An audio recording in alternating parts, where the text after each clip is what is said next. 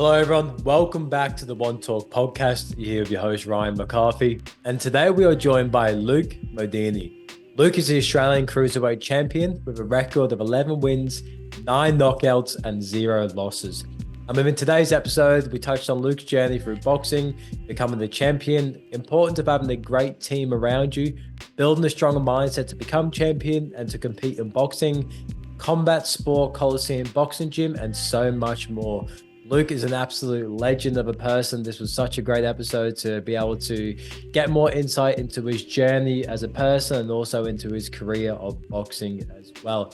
And if you want to see the visuals of this episode, I highly recommend jumping over to YouTube because we recorded this podcast inside the ring at the Combat Sport Colleseum boxing gym. So the visuals of this podcast are awesome, but if not, just tuning on Spotify or Apple Music and you can hear the audio version of this podcast as well. In other news, if you could please leave this podcast a rating, it means so much in terms of helping this podcast grow and reaching a larger audience. So if you're on Spotify or Apple, if you can leave a rating, it would mean so much. If you're on YouTube, if you could subscribe, that would mean heaps as well. But without further ado, let's welcome Luke. Thank y'all. Thank y'all. The marathon continue. Lay that victory lap tonight, though. Victory lap tonight.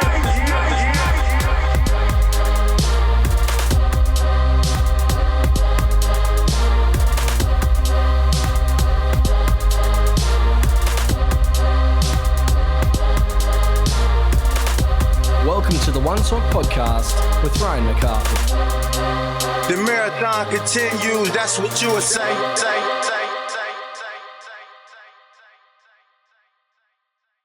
Welcome, Luke Modini. How are you, brother? Yeah, good, mate. Thanks for having me, man. No worries at all. Thank you for coming on the One Talk poddy and doing that interview with us. My pleasure, bro. My pleasure. Yeah, like being able to come here today, seeing yourself, being the Australian Cruiserweight champion, also having this fantastic gym here.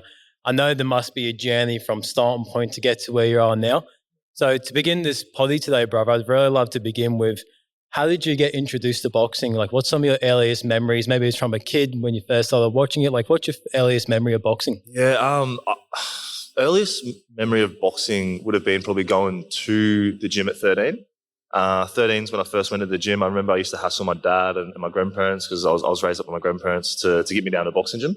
I'd play rugby league back in the day and never really got down to a boxing gym until I was about 13 until I harassed them enough. And that was my first memory, walking into a gym called NRG from my hometown, Wynnum. Yeah. That was the first memory. I do remember being glued to it as a kid, though, even before training. I just remember whenever it come on the TV around mum and dad's house, like my eyes would just be glued to the screen. There was just something about boxing that kind of always attracted me to it. Not sure exactly what it was that attracted me to the sport, but there was just something about it. Like when I seen the knockouts and the entertainment aspect of it, I kind of just was all about it from a very young age, like putting gloves on at 5 and 6, kind of doing the pose. And it was cool. Always loved it anyway. Yeah, I have something similar too, because when I grew up, my dad had VHS tapes of boxers. And the two I used to rinse on repeat was Sugar Ray and Mike Tyson. Oh, cool. I used to just watch them for days. Yeah, dope. But like ever since then, that really caught my attention. Like, what were some of the earliest boxers I used to watch back then that really motivated you? Probably would have been Floyd Mayweather at a young age, like 14, 15. I just remember watching a lot of Mayweather. He was a man at the time, he was kind of the face of boxing, and just watching like the lead up to the fights and how he kind of conducted himself. It was really kind of intriguing watching him. I'd say probably, Floyd Mayweather would be the main guy I kind of watched growing up. What a fighter too, eh?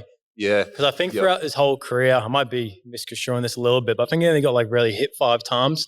Proper hits. He didn't get hit a whole lot, definitely. Like he was the man at hitting and not getting hit. That was the name to the game. So he was really good at that. Like he was a bit more of an aggressive fighter when he was younger, and then he injured his hands, I believe, and that kind of forced him to be a more defensive fighter.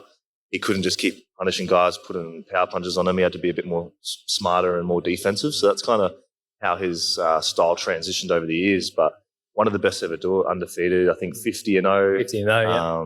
So, yeah, man, it's just crazy what he's done for the sport. Yeah. And like from those early days when you first got into the gym, was it something you knew you wanted to make a career out of, or was it more so of a hobby and see how it goes? You reckon? I think it's something I always did want to make a career out of. I always definitely dreamed big, and I always wanted to be a boxer. If footy didn't work out, it was boxing, and I think I had a bit more of a passion for boxing. Footy was something I did as a younger age. I played footy for about, I think, 11 or 12 years, but boxing was kind of where my heart was at. Yeah, that's good, man, because like you think about the transition from footy to boxing, it may seem like you go from a team environment to more of an individual sport, but in boxing, you still got a team behind you as well. Like it's not you just by yourself in the ring. You've actually got a team supporting you too. 100%. And, it's like the teamwork makes the dream work with boxing as well. Your coach is very important. And just the people you have around the gym. I'm very lucky to have a good squad of lads around here. Like we've got about 7 or 8 other professional boxers, and it's very rare to be in a place where you all come together, all wanting same goals, all eating healthy, all wanting to dream big and do good and be successful in life. And we kind of all get brought to this place. We train. It's all boxing, but it's also a very good friendship that we have down here. And it's a big part of the journey is the team you have boxing too. Just shows how important it is in life just have the right people around you, because I know the famous saying is you become the sum of the 5 people you hang around. Yep. Like when you have an environment of people that are really there to uplift you and help you grow and learn and evolve, then also there for support on the days where you need to be picked up a little bit as well. Definitely. That can carry you so far in life by having a good team of people around you. 100%, man, 100%. Like you said it there, like if I have a flat day, there'll be boys here to pick us back up, Yeah.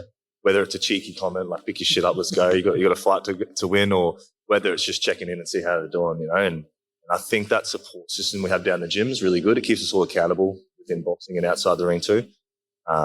Very lucky to be here with the team I have here. Yeah. For yourself, getting into boxing at a younger age, what characteristics do you think you found within yourself at that age that really supported you through life? Maybe discipline, or what are some of the things you've learned that's really helped you in life? Yeah, I'd say just the structure and the routine of having to turn up to training, having to be accountable.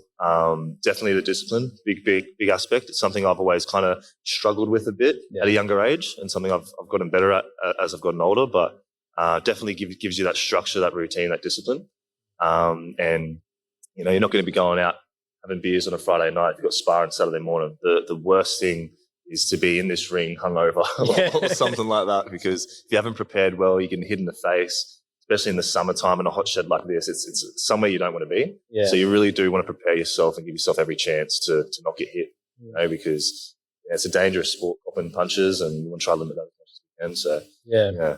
It sounds like within the sport too, there's a lot of reflection that can be had that can really help you grow in life. Like you said, you can't have the beers on the Friday night. You don't want to show up to a hot gym on Saturday and get flogged. Yep. So like it really does help like reflect your actions and to see if you're really on something that's going to push you towards your mission that you want to be in life. Yeah, 100%. Definitely make sure it reflects the actions, especially when you're getting punched in the head. Yeah. But it keeps you accountable. Sure, definitely keeps you accountable, and there's no place to really hide. In the ring, the truth comes out in the ring. The work you've done inside and outside of the ring, the choices you've made, all kind of comes out into when you're competing and sparring and fighting.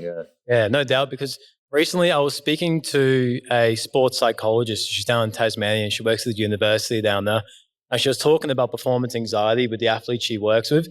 Is that something you've ever struggled with in the past or currently? And if you have, how have you overcame that in the moment? I'd say definitely. I think for a competitive boxer like myself, one of our worst fears is not performing. This is our job and this is what we've got to do. And what we want to do. And just not even on fight night, even just sparring. Like I'd hate to rock up to a spar, get my head punched in. When you've done all the work and you've done everything right and you still kind of don't get the result. So performance anxiety is definitely a big thing. Like even just rocking up before sparring, you might get a little nervous because you want to perform well, especially if it's a competitive sparring and someone from another gym. It's definitely a real thing, performance anxiety. And to manage that, I think it's just about just getting in the right thought process leading up to it, what you want to get out of the spar, and kind of, I find my thought process and approach to it is kind of what gets me through the anxiety of the anxiety. Yeah. You ever, because I know before this we did a bit of breath work, so does mindfulness really help with just calming the nervous system down and being present? Oh, for sure. Breathwork's one thing I do every day just about, and it's really helped me a lot. It helps me wind down.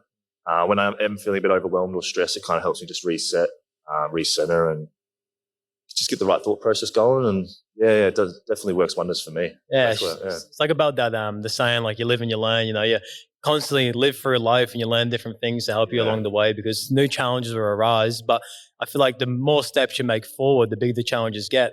I feel like the more characteristics you have in yourself to overcome those challenges. So the person you become along the journey is able to surpass the challenges that you face ahead. True that. Yep. Yeah, very true. I think that just comes with practice, by doing it daily, overcoming challenges on the daily. And you are right. Like, the more you kind of put yourself out there, the more challenges will come too. And it's just about getting used to overcoming just daily struggles and getting over the top of your goals. And you just kind of get, I guess, a bit more accustomed to it and get used to overcoming those fears and anxieties and things like that. So because I've always been interested with boxers, like their routine, because like, I know when a fight comes up, you have training camp, you get in shape. Like, outside of when a fight is prepared to happen, like, what do you usually do in between that middle gap there in those grey areas? So when we're not in camp, we always got to keep fit. You got to keep a general level of fitness, because as a boxer, you get call-ups all the time, late call-ups. Most of the time, like, we will have an 8-week camp and we'll have enough time to kind of snap into focus. But sometimes you get call-ups on a 3-week notice, you get call-ups on a 5. I actually just got offered a fight over in the Congo, in Africa, for the IBO world title against Yves Nugbu. And, that was on, I think, 4 or 5 weeks notice. So you've always got to be fit and ready to go. You never know when the next call-up's going to be. So you kind of can't really step away from training. You got to stay fit. You got to still have your good habits with eating, stretching. It is a lifestyle. It's just something you do on a daily basis. But when you're in camp, there's a lot more sparring. There's a lot more intense kind of road running and strength and conditioning and things like that. But I'd say the lifestyle stays the same. Just the intensity rises a lot more when you're in camp. Yeah. It's like just keeping a really good baseline. Yeah, that's right. Probably after every fight, just raise that baseline a little 100%. to your skill level and just keep building on that. For sure. So, and you grow a little every camp. You get a little better every camp, and just keeping that baseline so you can come back into the gym and not start from scratch and kind of keep progressing from the last kind of baseline. Yeah. So I think it was after the Huber fight, and the interviewer asked you after the fight, like, who do you see as your next opponent, or who do you want to fight? And you didn't name anyone. You said, my main one is looking at the man in the mirror. Yeah. Like, sure. What did you mean by that? Just making sure that I'm doing all the right things myself. Like, I know that if I'm focused, in routine, discipline, ticking off all the boxes in and outside the ring, that I'm going to be fine once I get into the ring. And so that's kind of my main focus at the moment, is just myself, just being consistent with it, turning up into the gym week in, week out, and just ticking all the boxes, all the 1%ers. So I'm kind of just focused on that, focused on my own kind of training and just things like that. That's the main thing you can do, because I feel like if you constantly examine the external world and everything around you, you can't lose focus on yourself. 100%. So if you constantly look at the man in the mirror and grow that person you're looking at, everything else seems a lot more easier to accomplish, in 100%. A sense. Like, nothing's easy to accomplish because you do have to put in hard work, but you just have more confidence within yourself to actually do the thing. Definitely. I think you're right there. You get a lot more confidence within yourself from just focusing on yourself, and doing the development stuff and doing the things you don't necessarily want to do, is going to make you a better person. And, I think you do get confidence from doing that on a daily basis, Have you found that within yourself for every fight you've been through up until now? Like, every fight, you get more confidence in your own ability of what you can do? Or do you feel like you're at a moment now where you just have complete confidence in yourself? I feel like your confidence comes from your preparation. So the more preparation that I do and the more rounds I get out, the more sessions I bank, the more confident I do become from it. Your confidence can come up and down. There's days where you're not going to feel the best, like there's days where I might hit the bag and I'm just like, the power's not really there today. Even though it might be, you just feel a little flat, low on energy. And your confidence kind of can come up and down, but give your confidence the best chance from just putting the work in, getting the sessions done. And that's where I think I get my confidence from now, is putting in the work and knowing where I'm at when I spar and things like that. That makes so much sense, because I was listening to a podcast, Chris Williams. in an interview with Alex Amosi, and they were talking about confidence, and the idea they came up with was confidence isn't telling yourself something repeatedly. Confidence comes from the actions of doing something consistently. Yeah, true. And you build confidence from that. So you say that actually is like a great example of by putting in the work, you start getting more confident in your own ability to put it into action. For sure, man. For sure. I love that. Yeah, definitely get your confidence through actions and doing the actual work, you know? Yeah, for sure. So like when you prepare for a fight, like the last couple of fights, like what does the start of fight camp look like? Like what's some of the things that you're looking to really get into position to really prepare for a fight? So pretty much every fight camp's a little different. But now that I've got a new coach, Robert Leguer, he's been with us for about half a year now. The level's just risen, not just within myself, but everyone down here at the gym's kind of hit a whole new level. He's ex-army, so, you know, there's no shortcuts. He's big on discipline. And that's exactly what I needed personally as well. So this camp's been, and to be honest, like better than any other camp by far. We train every morning and every afternoon, twice a day, Monday to Friday, and we get our recovery stuff on the weekend. So our general week will be, you know, there might be 5 or 6 of us that rock up in the morning, all the fighters, and we'll do like our drills and a bit of fitness and things like that. And then afternoon will be the harder session where you're doing your 12 rounds bag or a bit more cardio-based stuff. But we do our 2 sessions a day. We at least spar once a week. Rob, he's a big fan of burpees and things like that, the old school training, so he smashes us through all of that. But yeah, lots of sparring, lots of running, strength and conditioning.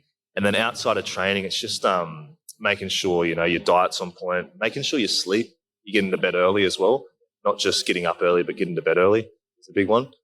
And as long as your diet's right, you're doing all the right things, your sleep's good, your stress levels are fine, and I guess your mindset's there, then that's all you need to do outside of the ring and just turn up to training and kind of get it done. Yeah. What does like your recovery sessions look like before, like after a big session, like sparring or big session doing the running? Like how are you recovering? I'd say I've actually got a remedial therapist, Chris.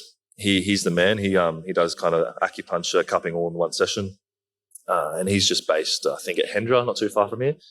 So I get a massage while I'm in camp probably twice a week, a good 2-hour massage. So he looks after me. But yeah, just stretching, ice baths, breath work, really good for recovery, breath work. But yeah, stretching's a big thing that I've been doing a lot more lately, and that kind of gets me through the weeks when I start feeling a bit sore and getting a bit deeper into camp where the body does have a bit of stress put on it. Is stretching's probably the biggest one for me. Yeah, because the reason I'm so curious around it because the conditioning in boxing is completely different just to be able to like run 10Ks out on the field. Because I found myself like I started training a couple of years ago. I did the 12 rounds fitness. So it's like 12 rounds, like high intensity, similar kind of like boxing style, like 3 minutes for 12 rounds, high intensity exercise.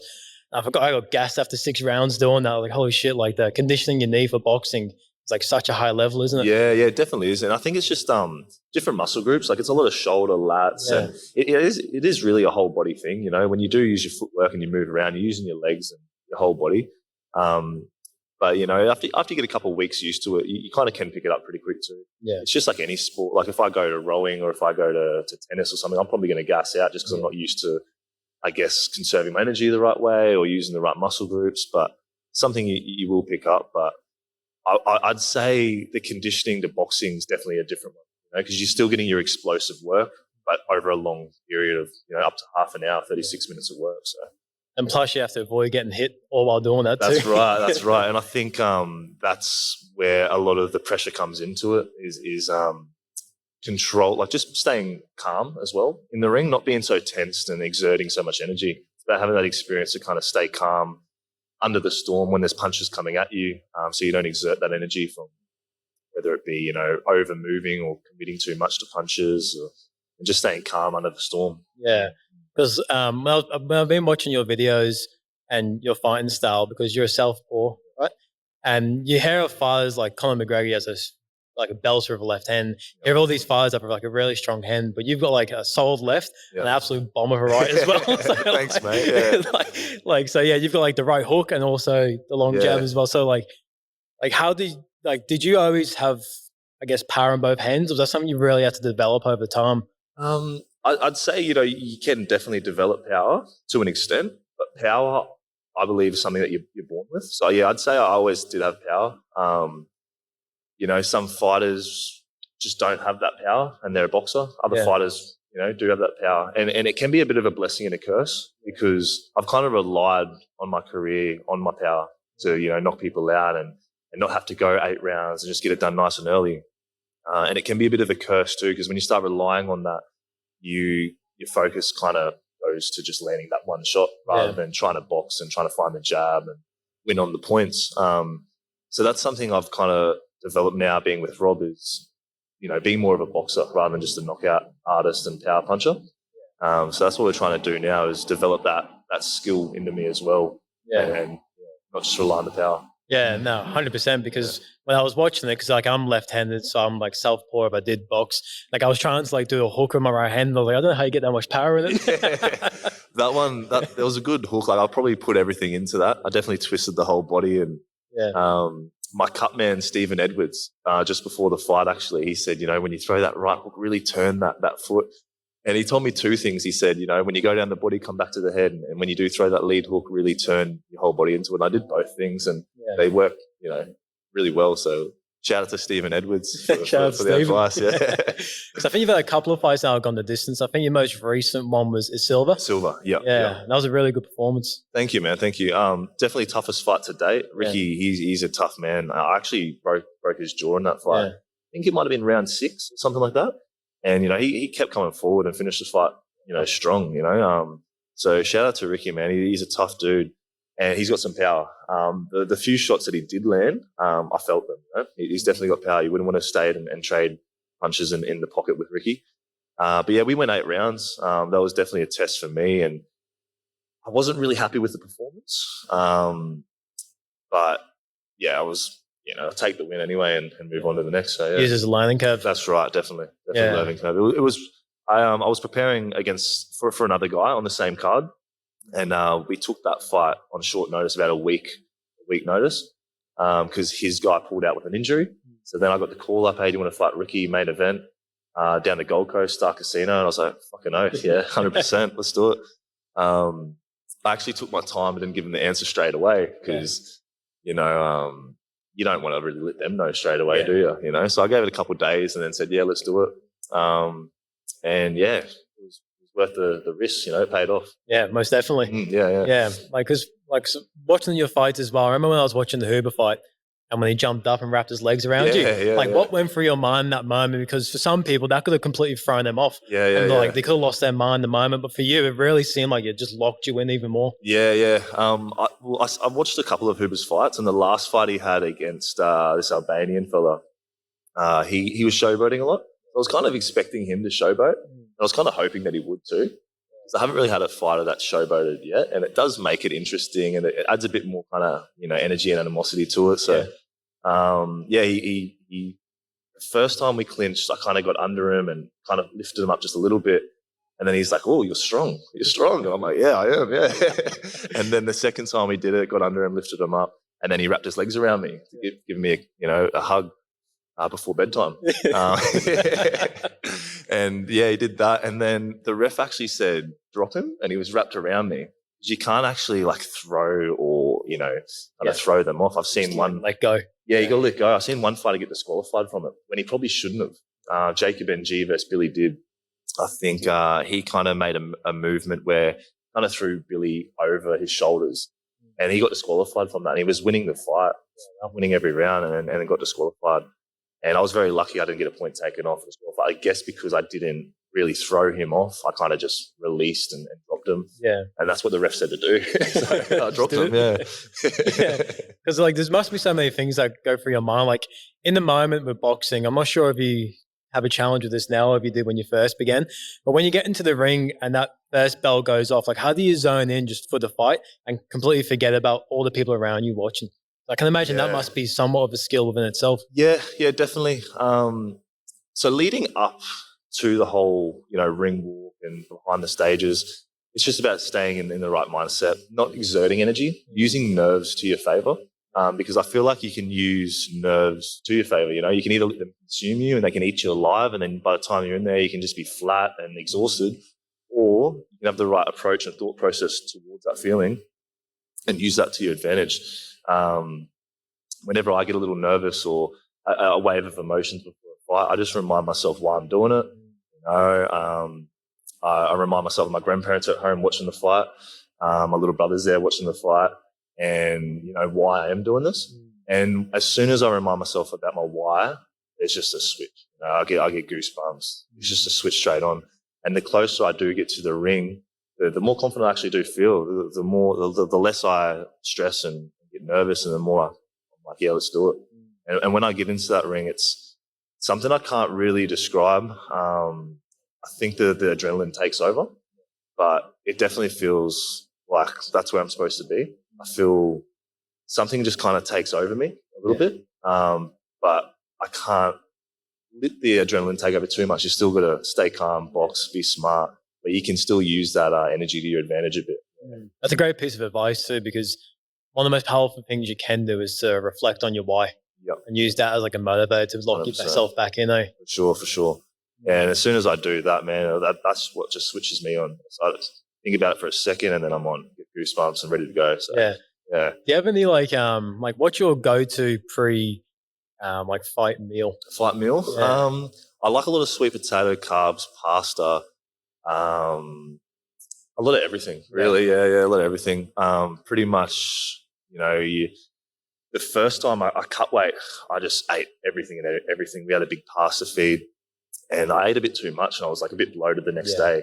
So now we'll kind of have like steak, carbs, bread, chips, a lot of electrolytes and vitamins and minerals, a lot of supplements.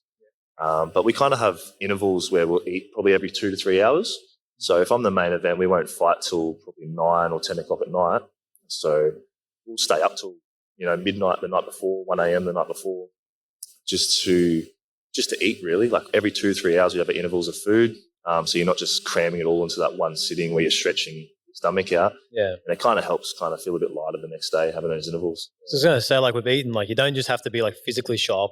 You like be mentally sharp too. Yeah. Like it's finding the right food to kind of make you feel whole 100%. Around. Yeah, for sure. And I think just knowing what works for you, like a dietitian or nutritionist can give you general, foods and what you should be having and this and that. But I think everyone works differently. It's just about knowing what foods work for you. Yeah. Well, I find just carbs, protein, fats, vitamins, minerals, just get as much as that in as I can. Yeah. And feel pretty good the next day. Also for like a 10 o'clock fight, like how do you keep your energy levels good to like is it because the adrenaline keeps you going till 10, or like how do you keep your energy levels good for like a 10 o'clock fight? So the weeks leading up to it, if I know that I'm going to be fighting main event 9, 10 o'clock, I won't go to sleep probably till 1 or 2 a.m. for the 2 weeks leading up to it. So I'll stay up till 2 a.m. I might sleep until 10 a.m. or 11 a.m. And I just adjust my hours and my routine. So, it is 10 a.m., but really it's only 7 p.m. for me, So my energy systems kind of get used to when they need to exert that energy and they need to kind of switch on. So I just kind of stay up a bit later, adjust the time frame of the hours. Yeah. And 2 weeks after doing that, you're feeling good by 10 o'clock at night. Yeah, that's it. It's like just really find the way to adapt to the new thing that's coming up. Adapt to it, definitely.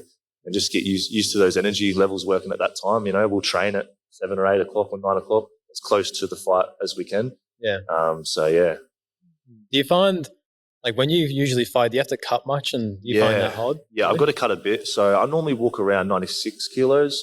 About a week or two out from the fight, I'll get down to about 93. And then the morning of the weigh-in is where I'll cut. So we'll water load for a week or sometimes even 2 weeks leading up to the fight, where I'll drink about at least 8 liters a day of water. Yeah. And then, I'll cut out about maybe 2 kilos of sweat just in the sauna before the weigh-in. I'll probably wake up weigh-in day around 92.7, and I'll lose no more than 2 kilos in the sauna, weigh-in at 90.7, just under 91. And then that night, I'll probably get back up to about 95. Yeah, okay. Yeah, nice. After I've got a couple of litres of water, a couple of intervals of food, about 95. I think 96 and a half was the heaviest I've been after a fight. Yeah.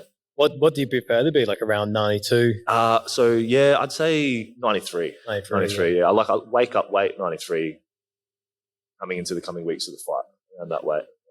It's just find where you're most comfortable in your body, eh? Yeah, that's right. Like right now, I'm probably around 96, just from having that extra food and things like that. But when you really start watching your food for a good 4-week period, the weight just comes off you like that. So Yeah. yeah. And like transitioning into your gym, like I want to talk a bit about your gym that you got here. Like, what spark do you get out of yourself from teaching other people? Oh, I and love running it. classes? Yeah, it does something really good for me. From what I've seen, most people really want to learn how to fight and defend themselves, whether it be just for self-defense or whether it be to have a fight, a bit of fun way to get fit. And if I'm able to show them something that can help them in life, whether it can be to self-defend themselves or just generally make them feel better and a fun way to get fit, I take a lot from it. And I feel really good being able to show my knowledge, and I actually love sharing the knowledge to other people. So yeah. Yeah, no, it's great when you're actually able to give what you got and be able to share with other people and watch them grow as well. And then also bring them into a community that you've built here and then have them involved in that. Yeah, 100%. And I find that's what one of our focuses at the gym is, just not just a boxing gym, but having that community aspect, everyone getting around each other, checking in on each other, and having that social side to it as well, which I think benefits a lot of people too. Yeah. When it comes to boxing, like what do you love most about it in general? Like what does it mean to you? So it definitely means a lot to me. Yeah, I see it as my future, and I see it as the way to kind of financially support my little brothers and sister and my son. So it means a lot to me. Yeah, it's something, it's been in my life since I was a kid. Even though I didn't have necessarily the most experience, I only had eight amateur fights. Normally, you have at least 30 to 50 amateur fights. I only had the 8. But that's over years. Like I'd play footy, and then I'd have only a fight on the off season. So I'd only have one fight every year on the off season of footy. And eventually by 18, 19 is when I kind of got into it seriously. But it's always been in my life. It's something that means a lot to me. And I'm looking at taking it all the way. So, yeah. 100%. I can see you going all the way, like especially with your record, the performances you have, and just seeing the momentum you've got, brother. Like I can see you right up there. Thank you, man. Yeah, so do I. Just got to make sure I'm just putting the work in, doing all the 1%ers, staying focused and consistent. And I believe that, I'll get there too. Yeah. And hopefully make some good money out of it, support the family, and go travel the world. That's the plan. Yeah. So, that's the way, That's the go. Like, because how far ahead do you actually look into the future? Like, do you think about being the absolute number 1 world champion, or is it more so next fight? Or is it next year? It's a bit of both. Yeah, a bit of both. Like I find in boxing, you never want to look too far ahead. Dangerous sport to look past your opponent. So each fight's one at a time with boxing. But in life, in regards to business and where you want to be heading, I definitely envision and see things happening. But in regards to actual competing with boxing specifically, just one fight at a time. Yeah. What was that feeling like when you became the Australian Cruiserweight champion? That one must have been some sort of feeling. Yeah, it definitely was. It was really cool. My little brother, Daniel, who's 12, he walked the belt out for me. So he come out with me and walked the belt out, and that was a really cool moment that he loved, raising up the Australian belt is something that, it's been a goal for many years, and we eventually got there and got the shot. And it was a good feeling. It was just a good feeling, like setting a goal and achieving it by the timeline that I set it out. So I think that was the most rewarding part about it, is just ticking off that goal that I set for myself. Yeah, like do you ever give yourself much room after a fight or like after win the title to actually celebrate and soak it in and show gratitude toward yourself? Or do you find it more of a, because I know some people find it a challenge to actually soak in the wins like that in life? Yeah. I reckon I do soak it in. Yeah. I'll watch the fight back a few times, and I like to have a week where I kind of have a pretty cruisy week after it and soak it in and enjoy it. So, but you don't get, after you kind of soak it in, you have that period to acknowledge what you've done and appreciate that. You've got to put that in the past. Like this last fight that I had against Huber, I'm forgetting about that now. Like that's done. Anyone can get knocked out. And I just got a good shot early on, but I want to back that up with my next performance and really make a big statement in this next performance. So I think you do have a time to appreciate, but you don't get stuck in. That's stuck. Yeah. Because that can be a dangerous game too. 100%. Yeah. Just admiring your work. It's something you can't really do too much in boxing. Yeah. So what are you looking forward to next? So just getting some fights under my belt, staying busy into the back end of the year. But I want to suck into some regional belts and making my world ranking go up slightly higher. I think I'm in the top 30 now, so I'm slowly climbing up the world rankings and that. But I'm just getting the right fights, some titles and some belts. Like I don't really have a belt in mind, but anything that's going to kind of help me get that world ranking. And when the time comes and I get a shot, take it with both hands and be ready for it. Yeah. Yeah, it's true, because like when you're saying before too, you've always got to be ready. Yeah. So you get a call today. 100%. You don't even know. 100%. So, yeah, you just always got to be ready. You always got to have that general base level of fitness. So even if you only do get 4 or 5 weeks with that base fitness, if you had a couple of rounds and you're not, stale, it should be enough to do it. As long as you get to that general base of fitness. Boxing is something that we never forget. It's like riding a bike, So as long as you're fit enough to do it, you're right. Yeah. One thing I've always been curious about, like when I watch boxing and UFC and all the combat sports, is when someone's in the ring and they got their corner telling them what to do or giving them advice. Like, how hard is it to be locked in and actually still be able to listen at the same time? Because I think for myself, as someone that's never boxed before, being able to be fully locked in the moment, but then still have like a part of me listening to the background. How do you juggle that? Well, there's obviously so much going on, like the crowd, the atmosphere, there's people screaming. You're trying to still look at your opponent to see if he's breathing heavy, to see how his body language is.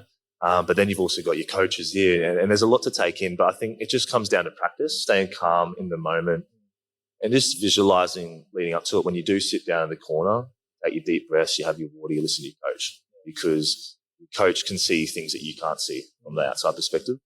So just practice, I'd say. Practice trying to switch off all the outside noise. When you're in the ring boxing, I don't actually hear my corner yell out. Like when I watch the fights back, I'm hearing them yell out and screaming it out. I couldn't believe I missed it. But in the ring, you're just so kind of locked in the zone. You just don't hear anything. You don't hear anything at all. But yeah, when you come back to your corner, you kind of reset. You have a chat, game plan for the next round, and go again. So. I guess that's why the camp up to it's so important, because you learn all the things anyway from when the fight comes. You do, yeah.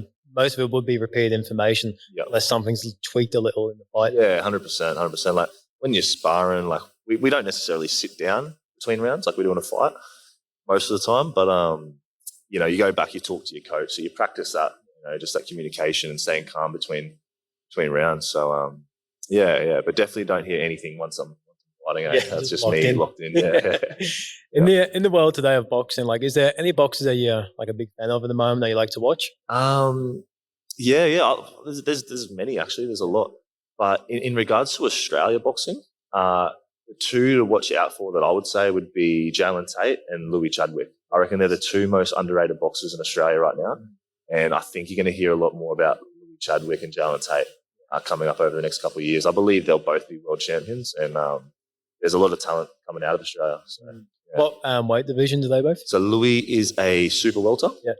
And Jalen, I believe, is a lightweight, I think. Yeah. So Jalen's from up north Queensland, and Louis is here at our gym here. Oh, sick. So yeah, man, two good fighters to look out for, eh? Definitely keep an eye on them. For sure. Yeah. For sure. I'd love to be able to get into our Q&A from our community. Let's chuck them some questions. So let's go. We had a few come through. So the first one is, I think you've touched on this a little bit, unless you want to go into a bit more. The first question was, what made you want to start? Plus, what's your daily motivation? Okay, so what made me want to start? I think just a passion for it for some reason. It could have been without me knowing. Like I grew up and I did see a bit of violence from my upbringing, so it could have been me just wanting to learn how to self-defend myself too. Could be another reason, but just a passion, and it's very exciting. And sorry, what was the second bit? Daily motivation. Daily motivation. I think just appreciating, the family I have, the opportunity that I have, and just the opportunity not only with boxing and gym, just at life, that we have. So I think just staying grateful for that is motivating in a sense, As soon as I think about family, or as soon as I think about a fight coming up, or they're kind of my motivators. Right, yeah. Yeah, it's like that saying, where focus goes, energy flows. Yeah. So being able to focus on your family, focus on the things that really make you have gratitude towards life can let you push you so far, hey? 100%. Yeah, I love that, eh? Sure. Our next one is, what's your most memorable moment in the sport of boxing? In the sport of boxing? You know what? It could have been maybe even the last fight.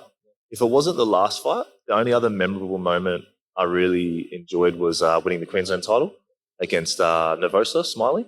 He was a tough cruiserweight. He just went 9 rounds with Jai Pataya, who's the current world champion. And he's tough, man. Like, I remember sparring Smiley and I gave him everything and he just kept taking him. He's a tough dude, That must man. be a feeling He's there. a Like, tough dude, and he's got power. He's got power too.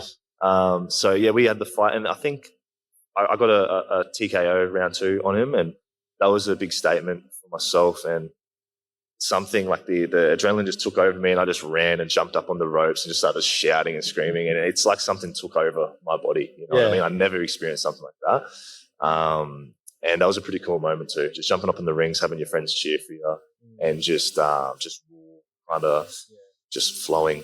How you feel, yeah. Do you think there's like a sense of relief with that as well? Oh yeah, for sure, Yeah. definitely a sense of relief. I think after you fight, there is a lot of stress that goes into it. You know, what if I lose? You know, because for me, it's like if I lose, I'm not going to give myself the best chance to make a lot of money. You know, and if I lose, then you know, like the gym I've got this year, you know, I want to be a world champion and let the gym thrive off it and financially support my family, and all these things go into it. So there is a lot of pressure on the line, and after you do get the job done, there is a bit of relief. You kind of breathe, you sit back, and it's like, sweet, I have a couple of days to just enjoy it. And sit back, yeah. Well, before our next question, like I want to ask, like, how do you balance the expectations that you put on yourself because of the responsibilities that you have around you, of actually being able to stay level-headed and focused? Like, how do you balance those two? Because it could be a distraction, but also could be a motivation as well. Yeah. Well, I think just knowing how to like deal with pressure and manage the pressure, like they say pressure creates diamonds. I like the quote, pressure is a privilege. It's a good mindset to be in, like having this pressure. Other people love to have that sort of pressure on their backs, running a gym, fighting for an Australian title, looking after family, things like that. So, you know, pressure is a privilege, and just getting yourself in the right thought process towards it. There is definitely a lot of pressure on your plate leading up to a fight, but overcoming that pressure and fear is what I kind of think is the best feeling in boxing, is overcoming that fear factor. Yeah, just because of the person that grows you into be. Yeah, for sure, 100%, man. Our next question is, what's your favorite thing about competing? I've always been a competitor. I've always hated losing. As a kid, I'd spit the dummy anytime I'd lose anything. My mum was like, yeah, she'd always just let me win in the end.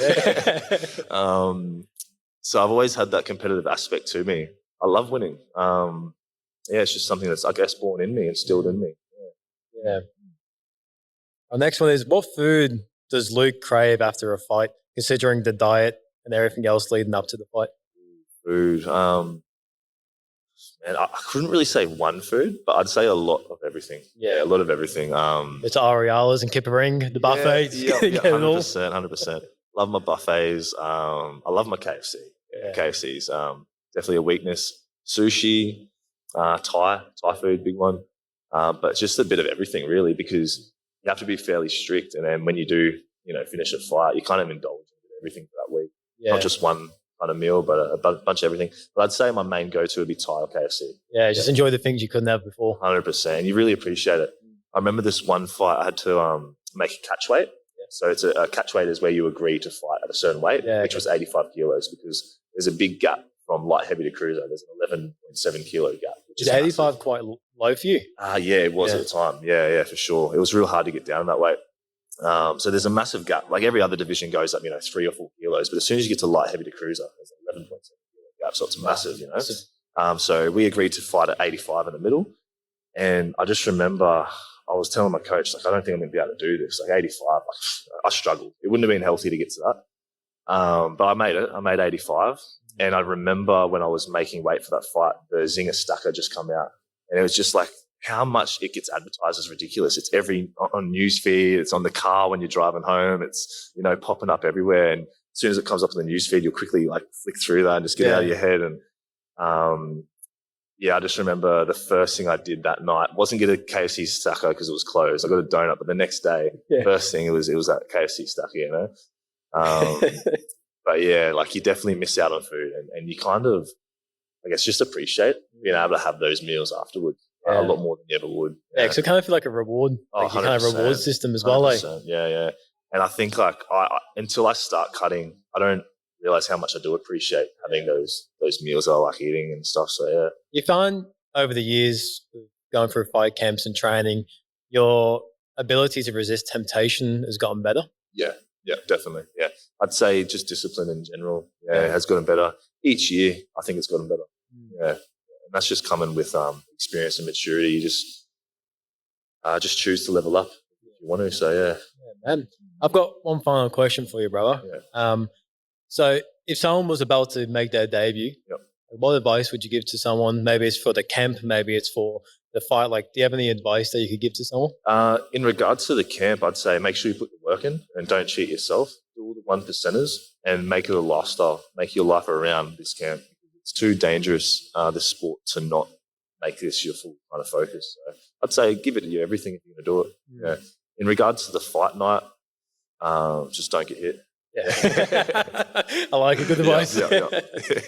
Well, Luke, I appreciate you coming on the poddy, brother. Mate, my pleasure. I really appreciate it. It was a good chat. Awesome. Thanks, bro. Thanks, dude. Oh, man. Thank you, bro.